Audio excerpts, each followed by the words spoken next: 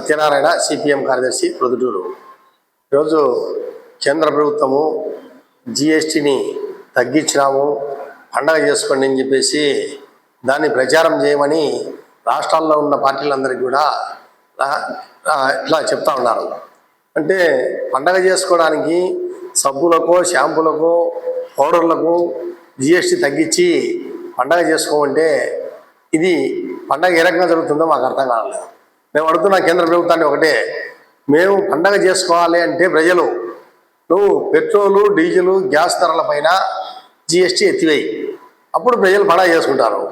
కానీ అది ఏది లేకుండా ఏదో చిన్న చిన్నది వేసి ఈరోజు పండగ చేసుకోండి, రేపు 16వ తారీఖున నేను కర్నూలు, నంద్యాల జిఎస్టీ పైనే ఒక ప్రచారం, ఒక ర్యాలీగా కూడా వస్తాను, దీని విషయాలు చెప్తామని చెప్పేసి చెప్తున్నారు. మేము ఒకటే అడుగుతున్నాం, మీరు ఏపీలో రేపు పర్యటించడానికి కర్నూలు, నంద్యాలలో మీరు ఇక్కడ ఒక ప్రకటన చేయాలా, రాష్ట్రానికి ప్రత్యేక హోదా ప్రకటన చేయాలా, అట్లే జిఎస్టీ పెట్రోలు, డీజిల్, గ్యాస్కు జిఎస్టీ ఎత్తేస్తామని చెప్పేసి ప్రకటన చేయాలా. రెండవది కడప జిల్లా స్టీల్ ప్లాంటు, అంటే రాయలసీమ బుందేలు ప్యాకేజు, ఇవన్నీ మీరు మాట్లాడాలని చెప్పేసి మేము రేపు మీరు వచ్చిన సందర్భంగా పర్యటనకు మాట్లాడాలని చెప్పేసి మేము సిపిఎం పార్టీగా కోరుతా ఉన్నాము. ఆ రోజు రాష్ట్రం విడిపోయేటప్పుడు ఇవన్నీ మేనిఫెస్టోలు రాసుకున్నారు, అవి ఏది లేదు. కాబట్టి ఈ పండగ ప్రజలు చేసుకోవాలని మీ కేంద్ర ప్రభుత్వము నరేంద్ర మోడీ అనుకుంటే ఇది పెట్రోల్, డీజిల్, గ్యాస్ పైన ఎత్తివేయాలని చెప్పేసి చెప్తున్నాం. ఎందుకంటే క్రూడ్ ఆయిల్ రేటు 2005లో ఉన్నటువంటి బ్యారెల్ ధర ఈరోజు అదే రేటుకి ఇస్తున్నారు. ఆ రోజు ఏ ధర ఉందో ఈరోజు అదే ధరకి ఇస్తున్నారు.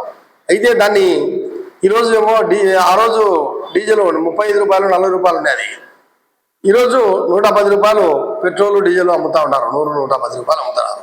అంటే మళ్ళీ అదే రేటుకు బ్యారెల్ ధర ఆయిల్, క్రూడ్ ఆయిల్ ఇస్తున్నప్పుడు నువ్వు ఎందుకు రేటు తగ్గించకూడదు?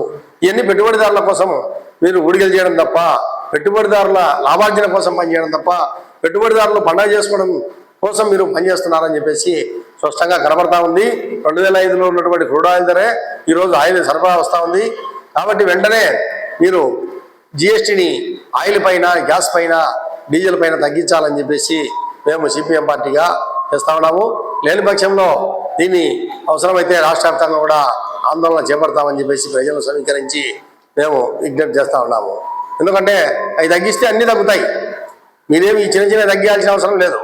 ఒకదానికి కూడా లింకు, పెట్రోల్, డీజిల్ తగ్గితే ఆటోమేటిక్గా ట్రాన్స్పోర్ట్ తగ్గుతుంది, ట్రాన్స్పోర్ట్ తగ్గినప్పుడు ఆటోమేటిక్గా ఏ వస్తువైనా కూడా రేటు తగ్గుతుంది. కాబట్టి అటువంటిది పెట్టుబడిదారులకు మీరు అనుకూలంగా దోచిపెట్టేదానికి మీరు ఈరోజు పనిచేస్తున్నారు. కాబట్టి వెంటనే మీరు ప్రజల కోసం పనిచేస్తూ ఉంటే మీ ప్రభుత్వం వీటిని జిఎస్టీలో తీసేయాలని చెప్పేసి మేము విజ్ఞప్తి చేస్తూ ఉన్నాము. ఈ ప్రెస్ మీట్లో సిపిఎం ఏరియా కార్యదర్శి శేఖరు, డివైఎఫ్ఐ కార్యదర్శి విశ్వనాథ్ పాల్గొన్నారు.